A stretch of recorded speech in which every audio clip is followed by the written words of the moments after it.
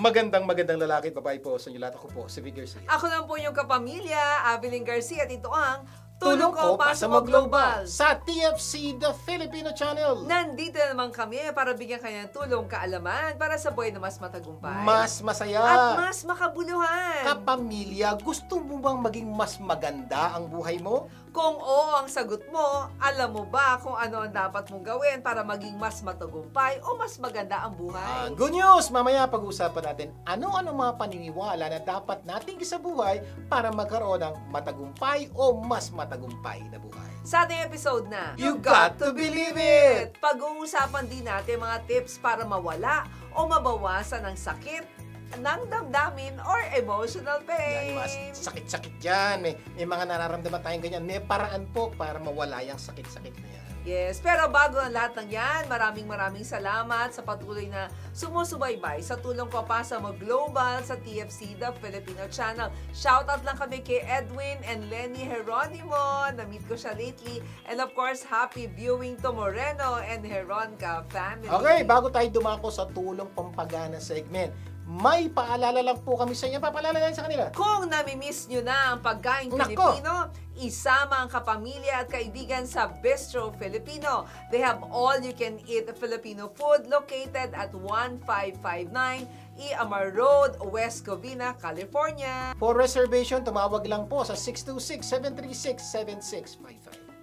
Okay, simulan na natin ating programa ng Tulong Pampagana. Dahil paniniwala po namin, one idea, or in this case, one story, can change your life. Ano pa tulong pampagana natin ngayon? At ang ating Tulong Pampagana story ngayon ay tungkol sa isang asawang bingi. Kilala po kayo gano'n, yung hindi makadinig na kung ganda po nito sa mamay asawa, lalo mag-asawa, o kaya lolo-lola na, ang ganda po nito.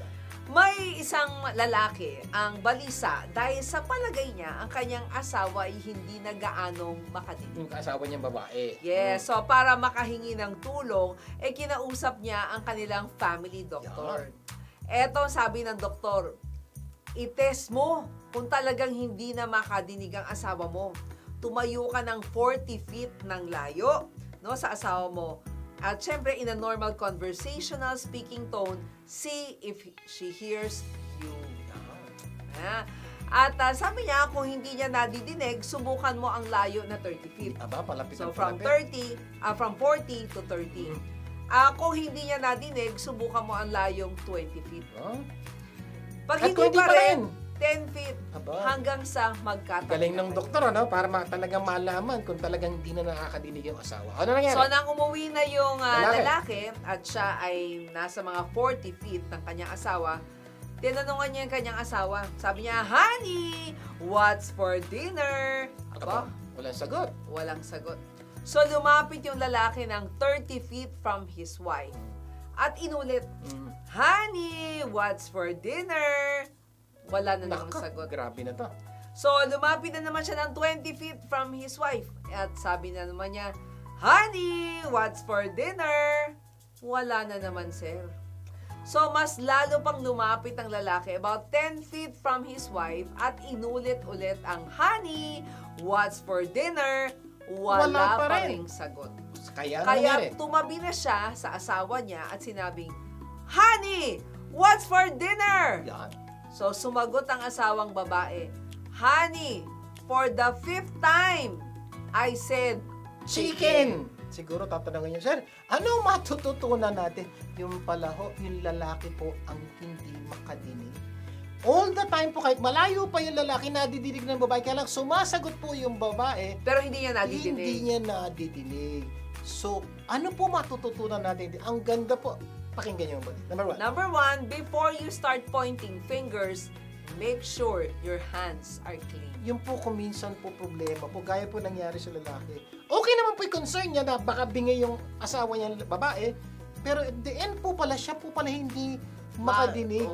Ganon din po sa ating buhay. Kuminsan po, yung ating mata, napakatalas maghanap ng pagkakamali ng iba. Yung pala, tayo po pala ang mali. O kaya pala niya nagagawa yun dahil may ginawa tayo, response niya lang po yun sa mali nating ginagawa. Ingat po, mag-blame, mag-point ng finger sa ibang tao.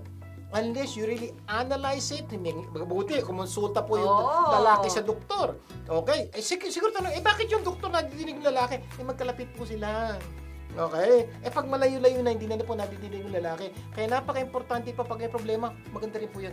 Humingi ng tulong. Kaya pala, nung malapit-lapit na, narinig niya na yung chicken. Malapit na Oo, na sinabi niya. 5 beses ko na inuulit Number 2, sometimes you understand things based on your perception rather than how they truly are. Ganon din po sa buhay. Kung minsan niintindi po natin yung isang sitwasyon sa ating pananaw. Pero po, ito kailangan may unawa niya. Yung sitwasyon po na nangyari, base po sa pananaw ng taong involved, hindi tayo. Kaya ingat po, wag po tayo mag-judge sa mga taong hindi natin tunay na alam yung pangyayari. Kaya po ako, I try to refrain from being given comment to things na hindi ko tunay na nauunawaan unless ako po'y tinanong. Pero still pa rin po, hahanap po ako ng mga impormasyon before I can give an intelligent opinion on the situation. Kaya pala, di ba, ang quote lagi sinasabi, everything we hear is an opinion. Opinion lang yan. Not a fact. Everything we see is a perspective, not the truth. So yun po, kailangan kadalasan po natin pinag-usapan, opinion lang pag gano'n po. Pabayaan na po natin, everybody's entitled to our own opinion, so natin pilit. Number 3. Good judgment comes from experience. And much of that experience is gained through making poor judgments. Yan, totoo po. Magkakaroon tayo ng magandang judgment sa ating buhay. At napakaganda po. Nagkagaling po yung magandang judgment. Kaya magaling ka magdesisyon because of your experience. Mga karanasan. Pero tandaan nyo, yung mga karanasan mo, kaya ka natuto dyan dahil nagkamali ka. Kaya po lahat po tayo nagkakamali. Importante lang po, pa nagkamali tayo, matuto tayo sa ating pagkakamali. Gamitin po natin yung natutunan natin ito sa susunod nating desisyon. Number 4, don't be too quick to judge. You never know what someone is going through. Totoo. Katulad nung lalaki, di ba? Nag-judge na kagad siya na yung asawa niya ang bingi. Diba? Kaya napaka-importante po na ganun din po tayo. Pag may nakita tayong sitwasyon, huwag lang, ay siguro ganito yan, siguro. Yan pa lang po, first word nyo pa lang mali na. Ano yun? Siguro. Ibig sabihin po, nagko-comment kayo sa isang bagay na hindi nyo tunay na unawaan dahil sinimulan nyo po ang yung statement ng siguro. So pag ganun po, hindi kayo sigurado, baka mas maganda, huwag na lang po tayong mag-comment.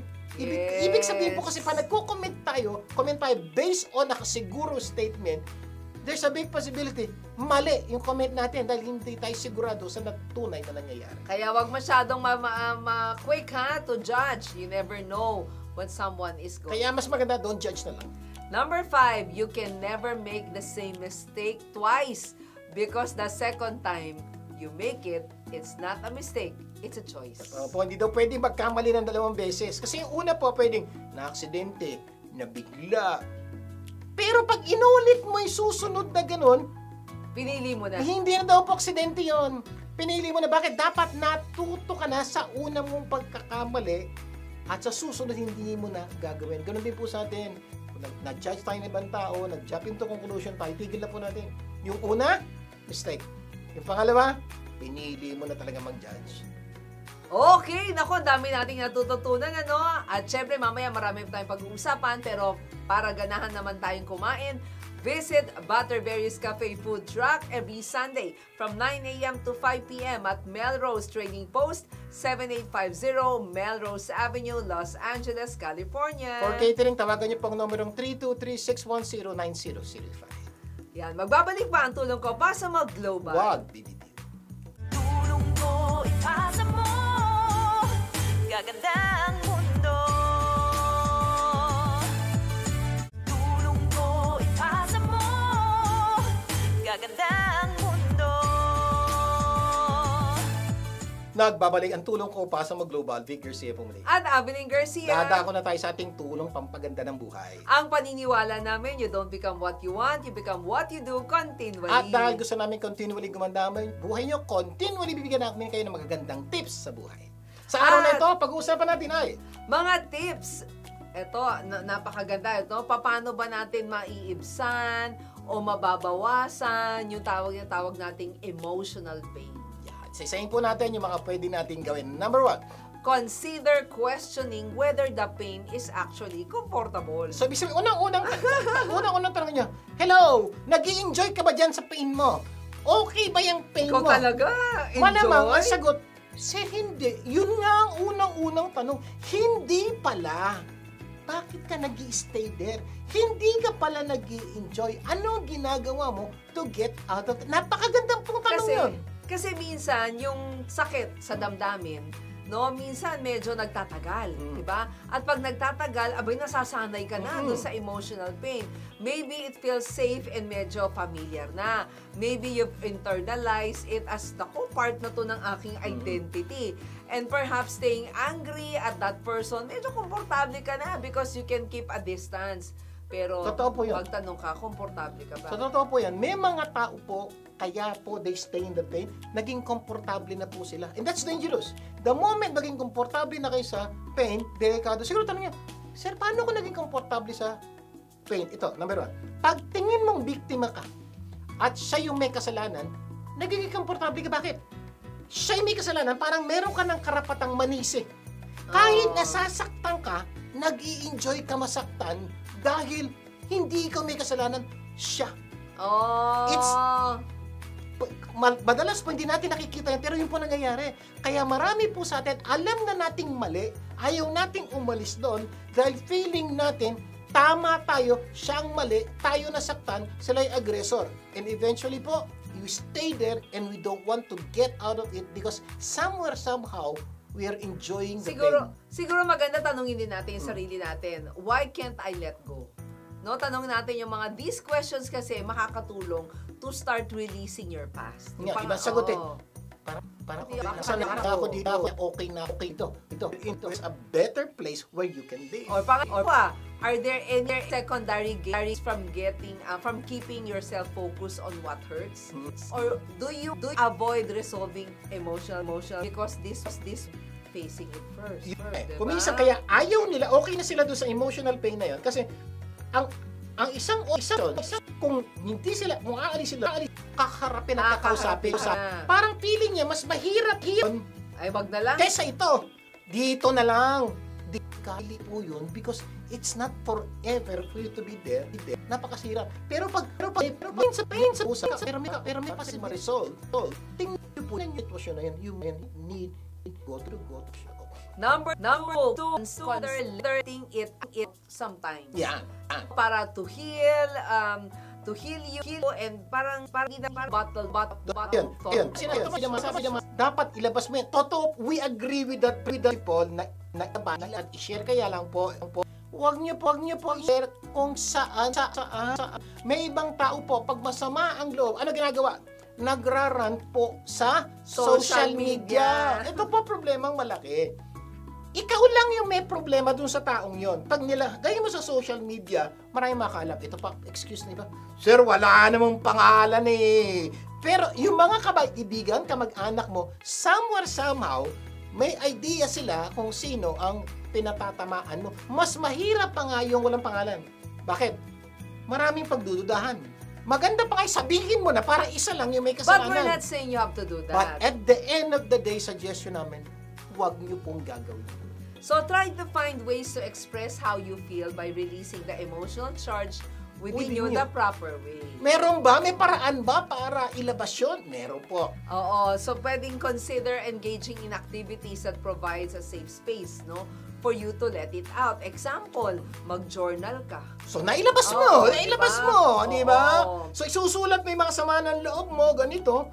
Nailabas mo. At least ang ganda po nun, hindi mo kinalat sa ibang Pero tao. nga ako kilala, sinusulatan niya yung tao na naka-hurt sa kanya, pero hindi niya pinapadala. Oo. Take note, ang sabi mo lang kasi ilabas. Ay, nailabas mo na. Or pwede ka mag-express yung pain mo through art or play. If writing or talking is difficult for you, di ba? May paraan po eh. Maghanap ka ng trusted na kaibigan. Take note ha, trusted friend. Na hindi ko kwento yung kwento niya sa iba. Relative or therapist to share your experiences and feelings. At most importantly, pwede po ibigay nyo kay Lord. Lord, lahat ng problema nyo, share nyo sa Kanya. Mas maganda yun, sigurado hindi kakalat sa iba. Number 3, consider taking accountability. Kasi taking accountability doesn't mean you have to blame yourself, no, for things that happen to you in the past. It's more about realizing how much energy you're spending on remembering your feeling things no longer with you in the past. Ito po ang taking responsibility, ilagay ko lang. Example, may nangyari. Kasalanan naman niya yun eh. Bakit ako magte-take na responsibility? Siyang may kasalanan, bakit ako nagkaganito? In a way po, totoo yun. Step number 1. Sinaktan ka niya, kaya ka nagkaganito. Ang take responsibility po sinasabi namin dito. Nasaktan ka na, tapos na yung ginawa niya. Bakit doon pa sinasaktan ulit yung sarili mo? So take responsibility na ikaw na ang may kasalanan ngayon, ba't patuloy mong pinapahirapan ang sarili mo? Kaya hindi yan, yung ginawa niya, that's his responsibility. Nasaktan ka. Pero yung nasaktan ka araw-araw, minsan ka lang yung sinaktan, araw-araw mo sinasaktan ang sarili mo, that's now your responsibility. Take responsibility, get out of it. Kasi when you hold on to your pain, yung resentment mo, yung mga hurtful na memories mo, di ba, nire-relieve mo lang yung pain, yung experience again and again. Sabi mo nga, and that's your responsibility. Lili namin na ikaw na yung nag-relieve. Minsan ka lang yung sinaktan, pero ikaw pa ulit-ulit mo sinasaktan. At ito, parang this may keep you stuck in the past, no? Which is something you can no longer change. So yun po take responsibility. It is you who continually hurting yourself. Minsan ka lang yung sinaktan, pero ikaw araw-araw mo sinasaktan. Ano rin yan parang claiming your power and deciding that others will not control how you feel or live your life. Maybe you didn't have to say in what hurt you in the past, but you have to say now. You can choose where you put your mind and your heart today. Mamili ka. Take responsibility. Now, I'll stop this. Nasaktan niya ako minsan, pero titigil ko na. Apektuhan niya ang buhay. Number 4, try to make space for the new.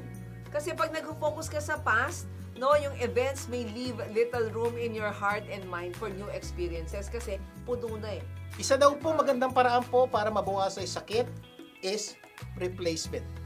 Kaya ka nasasaktan kasi naiisip mo palagi lahat ng sakit mo. So, what do you do? Tanggalin mo yan, lagyan mo ng bago. Yes. Okay? Maghanap ka ng bagong hobby, maghanap ka ng bagong direksyon, maghanap ka ng ibang... So, ibig sabihin, punuan mo yung isip at puso mo na ibang bagay, mawawala na ibang sakit. Yes. Pero kung hindi mo pupunuan yan, nandun po yung dating sakit, patuloy ka magkakasakit.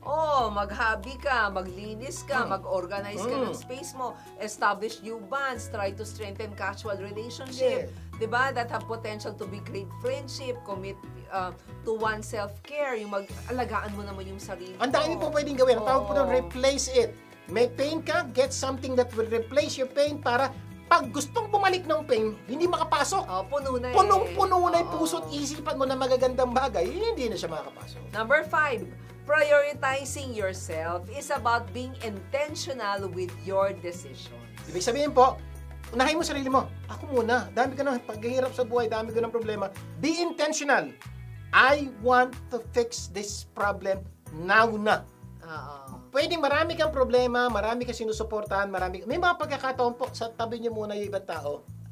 Ikaw nasasaktan, you cannot give something that you don't have. At hindi yung pagiging selfish. Hindi pagiging selfish yun, because you cannot give something that you don't have. Paano matutulungan yung ibang tao, sarili mo nga hindi matulungan. So may mga pagkakataon po, you need to put time for yourself. And reclaim your power, di ba? By leaving the past hurts. And of course, focusing about your healing today. Napakaganda po yan. So, pwede ka mag-explore ng therapy, di ba? Kasi po, laki po yung tulong ng therapy, diniredirect po ng mga therapists yung utak natin sa tamang lugar. Number 6. Dagdag namin sa listahan to let go and let go. So, sa pinakasimpleng paraan po to let go of the pain is let go. Sir, hindi hirap ilit. Kaya nga may kasunod, let God. Ibig sabihin po, pabayaan nyo si Lord ang kumilo. Sabi nga po ng Diyos, for those people who are heavily laden, maraming problema sa buhay, come to me and I will give you rest. Kaya let go and let God. Naku, sana marami tayong natutunan para hindi naman bumigat-bigat ang ating damdamin. Mamaya sa tulong dagdag kaalaman, pag-uusapan natin ano-ano mga paniniwala na dapat nating isabuhay para magkaroon ng mas matagumpay na buhay. Magbabalik pa ang tulong ko pa sa mga global. Huwag bibitin. Tulong ko, ipasa mo. Gaganda ang mundo. Tulong ko, ipasa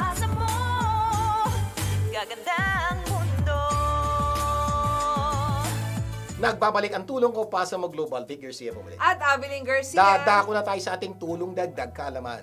Kung saan hahanap tayo ng paraan para madagdagan ang ating kaalaman. Kapamilya, alam mo ba, belief is so powerful. Pwede itong magpaganda o magpapangit ng inyong buhay. Oo, yun yung mga paniniwala, pwede itong bumuo o sumira ng isang pagsasama. Pwede itong makaabot o makasira ng isang pangarap. Totoo po yan. Kaya po ingat-ingat sa iyong pinaniniwalaan. Kaya ikaw, anong pinaniniwalaan mo? May mga dapat ka bang baguhin sa mga pinaniniwalaan mo para lalong gumanda ang buhay? Yan po ang mission natin sa araw na to. Sana po, pag-isipan niyo mabuti yung paniniwala na nakakasira o nagpapaganda ng buhay niyo. Kung nakakasira, palitan. At yan po ang mission natin. Nabanggit nga ni Hansen, your belief determines your action and your action determines your results. But first, you have to believe. So, yun po yung napaka-importante. Yung paniniwala mo ang nagdedetermine ng gagawin mo. Alam niyo ba yan? Tapos yung gagawin mo will determine your future. Yes. Pero ang pinaka-importante is yung belief. Kaya ang tanong ito, ano ba'y pinaniniwalaan mo ngayon? Na tingin mo, nagpapaganda ng buhay mo, tuloy mo yan. Oh. Ano ba yung pinaniniwalaan mo ngayon na sumisira ng buhay mo? Itigil mo na. Nako, yung sinabi mo, ay wala na tong pag-asa. Yun ang pinaniwalaan mo, ay wala na talaga. Sabi nga ni Tony Robbins, beliefs have the power to create and the power to destroy. Totoo yan. Kasi human beings have the awesome ability to take any experience of their lives and create a meaning that this empowers them, or one that can literally save their lives. That's how powerful we are. Yes. Yung pangit, kaya nating pagandahin. Yung maganda, kaya nating papangitin. Oo. Lagay niyo po sa isip niyo, ganun po tayo ka-powerful. So, kung ganun po tayo ka-powerful, at totoo po talagang ganun tayo ka-powerful, why don't we create things na kahit pangit, pagandahin natin? Ano mang sitwasyon meron tayo, pagandahin natin. At pag ganyan po paniniwala, gagawin niyo, malaki po ang posibilidad, maabot niyo yung mga pangarap. Kaya kung gusto natin maging mas matagumpay ang buhay, isang magandang paraan ay alamin natin yung ating mga paniniwala, para maging mas matagumpay tayo. So yung another thing is, para mas maging matagumpay tayo, alamin natin yung mga pinaniniwalaan na matatagumpay na tao. So, kaya sila nagtagumpay dahil sa paniniwalang yun. Now, pag nalaman natin paniniwala nila at pinaniwalaan natin yung paniniwala nila at isinabuhay natin paniniwala nila, there's a big possibility kung ano yung nangyari sa matagumpay na tao, mangyayari rin sa buhay natin. Yun po ang gusto naming mangyari sa inyo. Oo, yun ang layunin ng programang ito. Tulungan ng bawat isa na magkaroon ng buhay na mas matagumpay, masaya, at mas makabuluhan. So malinaw po, hindi lang po namin gustong maging successful kayo kasi may mga taong successful pero hindi masaya. Kami po gusto namin, successful na kayo, happy pa at significant ang buhay nyo. At may mga paniniwalang pwede nyong gawin para makarating kayo sa lugar na yun. Okay, simulan na natin. Sa ating episode na, You got to believe it. Ibig sabihin po, yung mga paniniwalang isi-share namin sa inyo, kailangan yung paniwalaan. Because what you believe will result to your action and your action will result to your destiny. And it all started with your beliefs. So, may beliefs po kami share isa-isa. Pakinggan nyo mabuti and think about it. Baka pwede nyo paniwalaan. Number 1, success is a mindset. Yan. They believe that success starts with having the right attitude and mindset. Kasi yung positive growth-oriented outlook leads to a better outcome. So, yan po. Diba? Ang mga matatagumpay po ng tao na sa isip nila, success is a mindset. Ibig sabihin, yung success na gusto natin mangyari, meron ka doon. Nagsisimula lahat dito. Correct. Pag ang mind mo naniniwalang aabutin mo yung pangarap mo, malaki posibilidad maabot. Pero kung ikaw mismo nagsasabi sa sarili mo, hindi mo kaya, hindi mo talaga kaya. Yung po ang unang mindset na matatagumpay ng tao. Success is a mindset. Hindi po yung, pasama ka nag-aral, may pera ka, may kamag-anak ka. Hindi po. Sa kanila, hindi importante yun. Ang pinaka-importante towards success, you should have the right mindset. Correct. Or in some case, the right beliefs in life. And tatandaan nyo, your mindset determine your future. Totoo yan. Kasi your mindset determines how you perceive and connect to the world around. For example, nagbebenta kayo ng isang bagay. Mindset. Nakita mo, ay, hindi naman interesado itong taong to. No, yun ang mindset mo. Kung hindi interesado yung tao, ipipilit mo ba yung produkto mo? Oo. Hindi na. Papaliwanag mo ba yung produkto mo? Hindi na. Makakabenta ka ba? Hindi na. Kasi nilagay mo na sa isip mo, hindi naman bibili. Oo. Okay, palitan natin ang mindset. Itong taon to, mukhang hindi bibili. Pero pag napaliwanagan ko to ng tama, bibili to. So, binago mo. So, ibig sabihin, the responsibility is not on you. I need to explain it properly. Bibili to. So, ngayon, todo ka pag-explain. Magbabago talaga Lahat eh. ng paraan gagawin mo dahil ang mindset mo. Mo namang bumili. Naalala ko yung isang kwento, pinadala yung salesman sa isang lugar. Sabi niya, ay nako sir, walang mabibentang sapatos doon kasi yung mga tao doon hindi nagsasapatos. Sino nga naman bibili? Di wala. Nagpadala siya ng panibagong salesman. Na iba mindset. Oo, bumalik. Sir, ang dami nating mabebentahan. Wala pang nagsasapatos. Nakita niyo mo? The same ang nakita, but different mindset. So, yung successful, nakabenta ng maraming sapatos. Oh. Bakit? May tama siyang mindset. So, whatever your dream, pangarap mo right now, check your mindset. Tama ba yan? Kasi kung mali yan, ay wala mangyayari. Kasi if you have a defective mindset, you will have a defective world. Tanong, gusto mo ba magkaroon ng defective world? Siyempre hindi. So, anong dapat gawin? Itama ang mindset. At ang unang-unang mindset na tinuturo namin sa inyo, success is a mindset sa isip na sisimula natin. And your thoughts shape your reality. Yeah. Diba? Kung ano yung nandito mo, yun ang nagiging totoo, diba? Kaya train your mind to see the good in everything. Ang ganda po na sinabi ni Mabeline. Train your mind. Ibig sabihin, hindi normal sa isip natin ang tumingin sa magagandang bagay. Oh. Hindi. So, sekreto daw ito, you need to train your mind. I-guide mo ang isip mo na tingnan yung magagandang buhay at magkaroon magandang mindset. Pag ginawa mo yon, you'll be successful. Ang ganda, naalala ko yung quote ni Steve Baraboli. Sabi niya, once your mindset changes, Yes. everything on the outside will change along with it. Yun po ang ganda. Pag tama ang mindset, kahit pangit yung nakapaligid, ito daw mangyayari. Dahil tama ang iniisip mo, tatama ang kapaligiran mo. Oh, powerful kasi yung mind eh. Totoo Kaya yan. when you feel it with positive thoughts, your life will start to change. Magbabago at magbabago. So, huwag niyo kakalimutan na this is so powerful. Success is a mindset. Number 2. Number 2, failure is a stepping stone. Ayan, ibig sabihin po, pag Oh. nagkamali, huwag magpatiwakal, huwag gumawa na anumang kaloko. Pag-isipan niyo mabuti, hindi pa katapusan. May purpose ang failure. Ano Kasi yun? it's a learning opportunity. Yes. It helps you to grow and improve. So, kasi yun, nagkamali yun daw ka. po ang mindset niyo. Pag nagkamali ka, hindi katapusan. Can be a stepping stone. You can learn from it. You can grow from it. So every time you commit a mistake, magpapasalamat ka. Bakit? Dami ko natutunan dyan. Dami ko natutunan. Unlike dati, pag nagkamali ka, ay, naku, talaga katapusan ko na. Parang, Wala na di ba, talaga mangyayari. Si Henry Ford, marami rin siya dinaan ng mali. Diba? Pero ang sabi niya, failure is simply the opportunity to begin again. Yes. This time, more intelligently. Totoo po. That's what Diba? failures can do to us. Kamali tayo. Now we can begin more intelligently. Bakit? Hindi ko na gagawin yan. Mali yan. Ito na gagawin ko. Kaya po maganda po yung failure. It is a stepping stone Pero towards success. yung iba, iniisip nila, naku, wala na, final na yung failure. Hindi. Si Winston Churchill mismo nagsabi, success is not final. Failure is not fatal. It is the courage to continue that counts. Ang importante po, tutuloy ka ba o hindi ka tutuloy? Pag, saan magagaling sa mindset? Pag nilagay mo sa mindset mo na success is just a stepping stone, ay tutuloy ako kasi Oo. pwede pa ako umakyat because of this Tsaka failure. pag nag-rest, di ba? Hindi ka makaka-achieve ng malaki. Kaya nga, only those who dare to fail greatly can ever achieve greatly. Totoo po, ibig sabihin, if you want to achieve greatly, you need to risk greatly. Kung gusto mo na maka-achieve ng ganito, ganun lang ang gagawin mo. So, napaka-importante po, dare to fail. Galing! Dami pa natin pag-uusapan ha. Sa aming pagbabalik, itutuloy natin ang ating kwentuhan. Magbabalik pa po ang tulong ko para sa Mag-Global. Huwag bibitiw. Tulong ko, ipasa mo. Gaganda ang mundo. Tulong ko, ipasa mo. Gaganda ang mundo. Nagbabalik ang tulong ko para sa Mag-Global. Vic Garcia po muli. At Ameline Garcia, bago natin pagpatuloy ang topic sa araw na to, magbibigay daan muna tayo sa musical hair tips mula kay Jane Magan Chang ng Jane Rockstar Salon. Jane!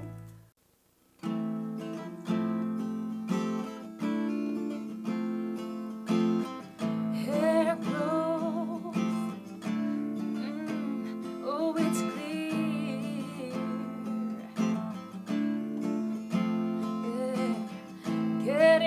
your hair stronger year by year.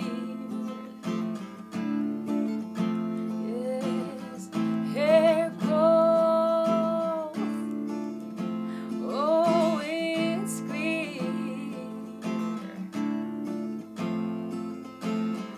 Getting your hair stronger year by year.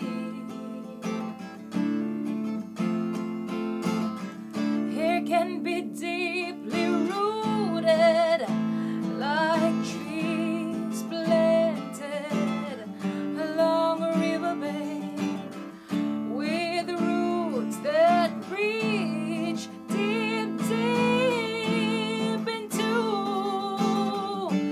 the waters. Let your voice be heard by the way your hair speaks. A chain rock stars alone. Yes, you can be home. Maraming salamat, Jane. Until next time. Okay, tutuloy na natin ang pagsagot sa tanong na ano-ano ang mga paniniwala na dapat nating isabuhay para magkaroon ng matagumpay o mas matagumpay na buhay. Sa ating episode na You Got to Believe It! Okay, number 1, success is a mindset. Dapat dito pa nagsisimula lahat yan. Pag tinama niyo pong mind niyo, Yes. malamang you'll be successful. Your thoughts shape your reality, kaya train your mind to see the good in everything. Number 2, failure is a stepping stone. Yes, failure is simply the opportunity to begin again, this time more intelligent. Number 3, Number 3, hard work beats talent when talent doesn't work hard. yan, totoo po, alam niyo po, hindi dahil talented kayo be successful. We have seen people who are not so successful but hardworking. Not so talented. Not so Oo, talented oo. pala, but hardworking. Ibig sabihin po, pag kayo hardworking, kahit hindi kayo ganong ka-talented, may laban kayo. Mas maganda sana kung talented ka na, hardworking ka pa, Oo. mas malakas ang laban nyo. Pero it doesn't matter kung hindi kayo ganong ka-talented, labanan nyo po, dagdagan nyo ng so much hard work, you still be successful. Kasi itong mga tao nito, they believe that consistent effort, yung perseverance are more valuable than innate talent alone. Totoo po yan. Kasi may possibility talented ka. Tumigil ka naman, hindi ka naman persistent, wala rin, talo ka rin. Oo, si Vince Lombardi na nga nagsasabi na the difference between successful person and others is not a lack of strength, not a lack of knowledge, but rather the lack or a lack of will. So yun lang po, pag yung tao gagawin lahat para ma-achieve, wala pong imposible sa mga taong ito. Kahit kumisan, wala akong talent. Ito maganda ang talent na aral, yung ability na lalaman. Pwede mo i-train ang sarili mo to have the talent and that ability to become the person you want to be. Kaya nga, yung kakulangan mo daw, yung what you lack in talent can be made up with desire. Yes. Oo, hustle and Yeah. giving 110% Nakakita na kayong tao, alam all mo, the time. walang katalent-talent, parang, pero yung enthusiasm niya, yung ganito, nadadala po tayo, bumibili rito yan. Ano yun it's not how bad you want it. It's about how hard you're willing to work for it. Sige, hindi pa, kailangan, gusto ko talaga kunin. Okay, wala problema yan. Ba't ang tanong? How hard are you willing to work for it? That counts para makuha mo yung gusto mo. Marami sa ating mga kabataan, di ba? Parang, ayokong pumasok, bakit hindi ko feel? Okay. Sabi ni Jerry West, you can't get much done in life if you only work on the days when you feel good. Totoo lang po. Subukan nyo Diba? pong magtrabaho lang pag gusto nyo. Malamang matatanggal kayo sa trabaho. Number 2, subukan nyo pong mahalin ang anak nyo, nanay nyo, tatay nyo, asawa nyo. Sa panahon gusto nyo lang mahalin, malamang mag-aaway kayo, magkakahiwalay na kayo. Hindi po. Kung gusto nyo talaga maging maayos ang buhay niya, hindi mo na gusto, gagawin mo. Masama pakiramdam mo, gagawin mo. Masama ang loob mo, gagawin mo. And that's where success comes in. Oo, si Kobe Bryant nga great things come from hard work, sabi niya, and perseverance. No excuses. Opo, yan. Number 4. Challenges build strength. Yan. Isa pong napakaganda. Marami pong tao, pag nagkaroon ng malaking challenge, problema, bumibigay na. Ang mindset po na masatagumpay na tao ito, challenges build strength. Ay, ibig sabihin, yung mga problema sa buhay, Nakakapagpatatag. nagpapalakas at nagpapatatag ng buhay. Kaya kung mayroon po kayong problema pinagharap ngayon, huwag kayo malungkot. Lagay mo sa isip mo, it will build strength. Kasi ang paniniwala nila yung adversity. Kailangan daw to for growth and that overcoming them builds resilience Yan. and character. Kaya, so, yung po paniniwala, kaya mula sa araw na talagyan niyo po sa isip niyo yun. Bawat problema nga harapin ko, pampatatag, pampalakas. Bakit? Kasi after this, may mas malaki pa akong problema ang harapin. Oh, parang exercise. Kailangan mas malakas ako. Parang exercise lang yan eh, di ba? To be physically fit, to be stronger, yun ang ating objective at tayo nag-exercise. The same is true with challenges and difficulties. Yung difficulties, nakaka-strengthen ito ng mind as labor does the body. Sabi ni Mang Evelyn, para exercise. Di nyo napansin? Para lumakas ang isang tao, what do they do? Bumibuhat sila ng mas mabigat. Because ang paniniwala, mas mabigat yung bubuhatin ko, mas lalakas ako. The same is true with life. Dapat po tayo, naghahanap tayo ng malalaking problema. Because yung malalaking problema, lalo magpapalakas sa atin. Just Yes. like yung bodybuilding. Kaya kung malaki kang problema ngayon, pasalamat ka. Bakit? After this, you'll be stronger. Saka every challenge you face today makes you stronger tomorrow. Totoo yan. Kaya Diba? po, Kaya- bawat problema kaharap, welcome it, enjoy it, and solve it. Suggestion namin, embrace. Embrace each challenge in your life as an opportunity for self-transformation. So, yun na, bawat problema, embrace. Gaganda buhay ko dito, matututo. Can you imagine ganun ang isip mo habang karap mo problema? Eh, promise pa Kasi siguro yan. challenges make you discover things about yourself, di ba? That you never really knew. Totoo po yan. Isang bagay po, pag may malaki yung problema, nagawa ko yun. Parang hindi ko kaya yun. Pero kaya ko pala. Ganda po na. Number 5, integrity is non-negotiable. Isa pong napakagandang kailangang ilagay natin sa isip natin sa mga Believe, gustong oo. maging successful sa buhay. Integrity is non-negotiable. Hindi po pwedeng paglaruan ang integrity for those people who wanted to really be successful. Teka lang, di na successful. Happy and significant. Kasi pwedeng wala ka integrity, you'll be successful. Pero hindi ka happy and significant ang buhay mo. Oo. And gusto namin, happy na kayo, significant pa, at successful pa. Kasi yung honesty, integrity, and ethical behavior, key yan sa beliefs eh. They know that long-term success, yung pangmatagalan, is built on trust and reputation. So kung naghahanap kayo ng long-term success na hindi panandalian lang, make sure you have integrity. Siguro tanong mga tao, ano yung integrity? Integrity, yun yung is doing the right thing even when no one is watching. Yung pong integrity. Oo. Tanong, ano yung ginagawa mo pag walang nanonood na tao? Correct. Ginagawa mo pa rin ba'y tama? That's integrity. Ang integrity pa nga daw is making sure that the things you say and the things you do are in alignment. Hindi siya nagsasalabat. Or Hindi kayo siya sinungaling, hindi kayo hindi double siya- face. Oo. Hindi yung habang nakatalikod, binabanatan mo yung iba. Kung ano yung sinasabi mo sa harap, yun din ang sasabihin mo pag Integrity is not something you show others. It is how you behave behind their back. So, kung gusto niyo po talaga tunay na maging successful, make sure you have integrity. So, alamin mo yung difference ng integrity and honesty. Ano pagkakaiba ng integrity at honesty? Integrity is telling myself the truth. Yan ang integrity. And honesty is telling the truth to other people. Yan, nabasa nyo. Ang integrity, sinasabi mo, ano yung dapat gawin, ano yung tamang gawin, ano yung gagawin ko. Yun yun. Ang honesty is ikaw, sinasabi mo sa ibang tao yung tamang gawin. Yung iba po yun. May mga posibilidad po, ganito, tama ang sinasabi mo sa harap ng ibang tao, pero niloloko mo sarili mo. May honesty ka sa ibang tao, pero wala kang integrity na niloloko mo sarili mo. Dapat po magkasama yun. Kaya be reminded, what you get by achieving your goals is not as important as what you become by achieving your goals. Ganda po. Mamaya, itutuloy pa po natin ang ating kwentuhan. Kung ano-ano ang paniniwala dapat natin sa buhay para magkaroon ng matagumpay na buhay. Magbabalik pa ang tulong ko pa sa Mag-Global. Huwag bibitiw. Tulong ko, ipasa mo. Gaganda ang mundo. Tulong ko, ipasa mo. Gaganda ang mundo.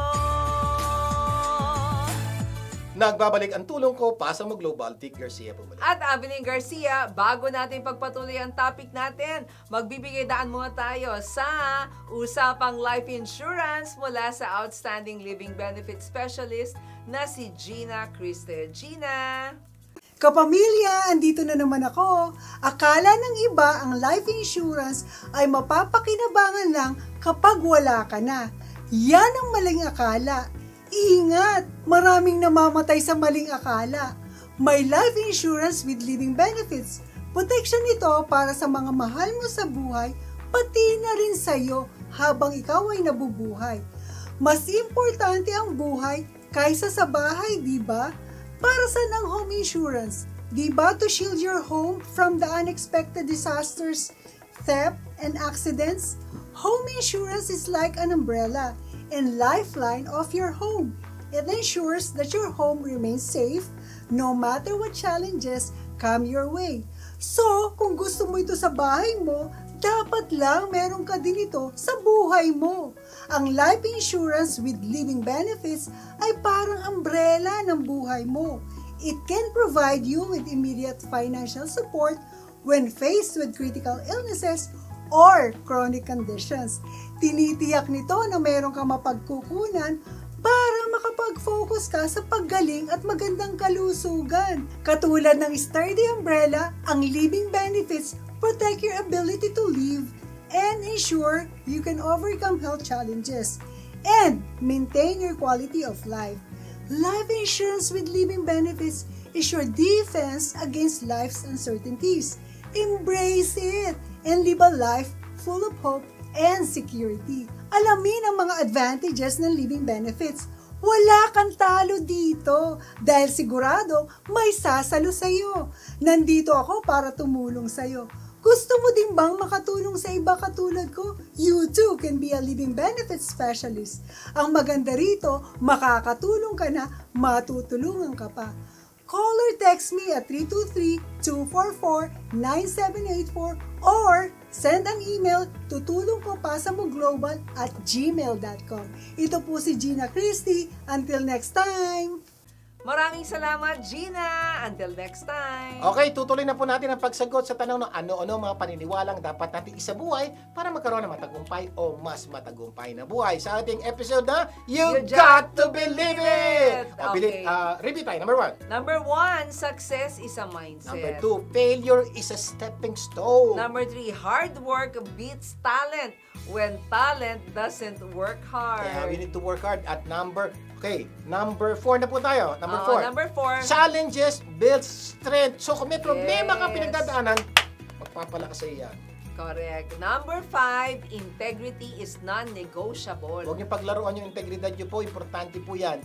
You want to be really successful. Number 6 na tayo. Number 6, generosity creates value. Yan. Sa mga gusto po talagang maging successful, tandaan niyo po ito.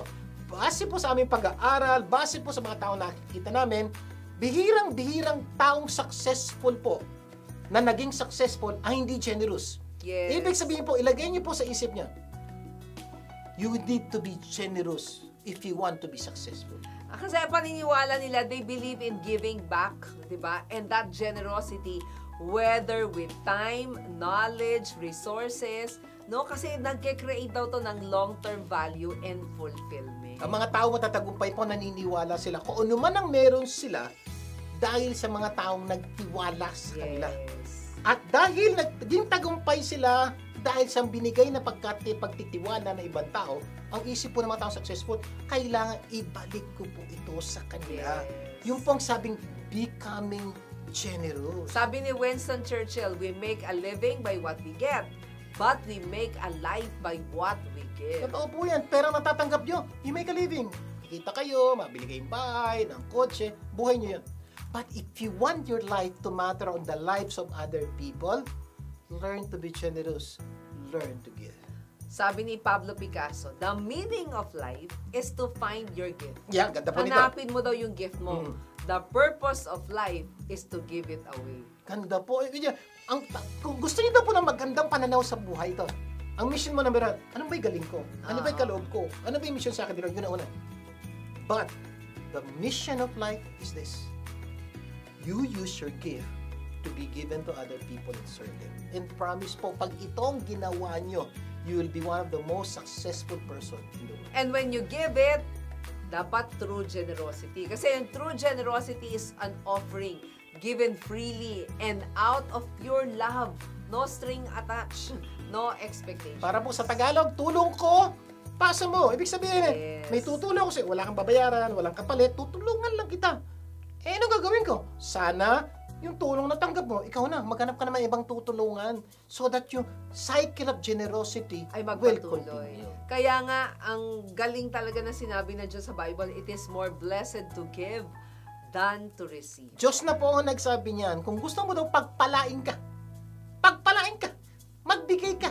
At sabi po ng Diyos, mas pinagpapala daw yung mga nagbibigay kesa yung tumatanggap. Take note, pinagpala yung nakatanggap. Yes. Hindi po sinasabi ng Diyos, hindi kaya sinabi, it's more blessed.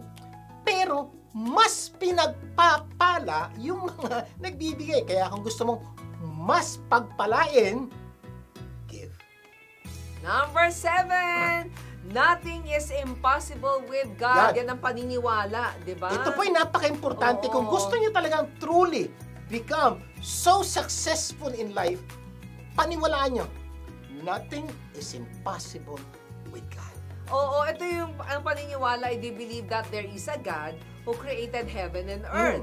And this God can do anything. So, ibig Kaya sabihin- niya i-move ang mountain. Can you imagine kung Diba? ikaw tong taong to?